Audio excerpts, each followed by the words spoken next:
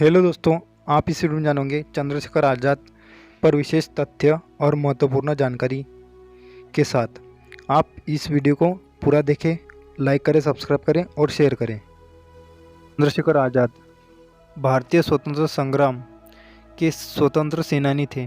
वे शहीद रामप्रसाद बिस्मिल व शहीद भगत सिंह जैसे क्रांतिकारियों में से थे। चंद्रशेखर आज़ाद का जन्म 23 जुलाई 1906 को हुआ था। इनके जन्मस्थल की बात करें तो भावरा गांव, चंद्रशेखर आज़ाद नगर, वर्तमान अलीराजपुर में हुआ था। यह मध्य प्रदेश में है। इनका उपनाम आज़ाद था। चंद्रशेखर आज़ाद के पिता का नाम सीताराम तिवारी था और माता का नाम जगरानी देवी था।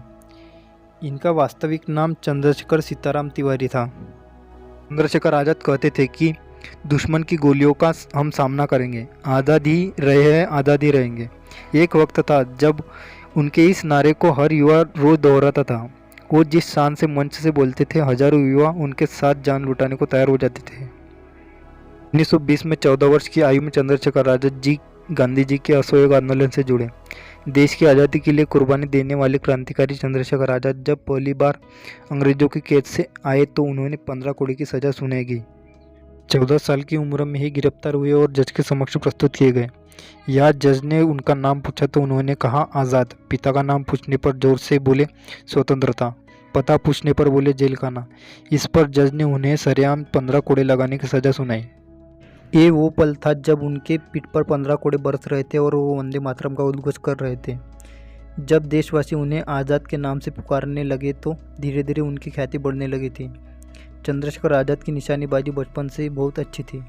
दरअसल इसकी ट्रेनिंग उन्होंने बचपन में ही ले ली थी। 1922 में चौरा चौरी की घटना के बाद गांधी जी ने असहयोग आंदोलन वापस लिया तो देश के कई नवयुवकों की तरह आज़ाद का भी कांग्रेस से मोह भंग हो गया, जिसके बाद पंडित रामप्रसाद बिस्मिल, शशनराज सान्याल, योगी चंद्र चटर्जी 1924 में उत्तर भारत के क्रांतिकारियों को लेकर एक दल हिंदुस्तानी प्रजातांत्रिक संघ का गठन किया गया। चंद्रशेखर आज़ाद भी इस गठन में शामिल हो गए।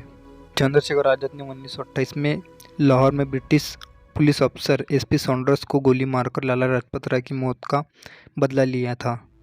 आज़ाद रामप्रसाद बिस्मिल के क्रांतिकारी संगठन हिंदुस्तान रिपब्लिक एसोसिएशन HRA से जुड़ने के बाद उनकी ज़िंदगी बदल गई। उन्होंने सरकारी खजाने को लूटकर संगठन की क्रांतिकारी गतिविधियों के लिए धन जुटाना शुरू कर दिया। उनका मानना था कि यह धन भारतीयों का ही है जिसे अंग्रेजों ने लूटा है। रामप्रसाद बिस्मिल के नेतृत्व में आज़ाद ने काकोरी कांड 1925 में सक्रिय भाग लिया था। चंद्रशेखर आज़ाद इलाहाबाद के अल्फ्रेड पार्क में सुखदेव और अपने एक अन्य मित्र के साथ योजना बना रहे थे। अचानक अंग्रेज पुलिस ने उन पर हमला कर दिया।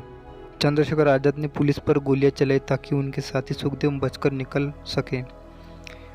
पुलिस की गोलियों से आज़ाद बुरी तरह घायल हो गए थे। वे सैकड़ों पुलिस वालों के सामने 20 मिनट तक दिलेरी से लड़ते रहे। आखिरकार उन्होंने अपना नारा आज़ाद है और आज़ाद रहेंगे, अर्थात न कभी पकड़े जाएंगे और न ब्रिटिश सरकार उन्हें फांसी दे सकेंगी, को याद किया। इस तरह उन्होंने पिस्तौल की आखिरी गोली खुद को मार ली और मातृभूमि के लिए प्राणों की आहुति दे दी।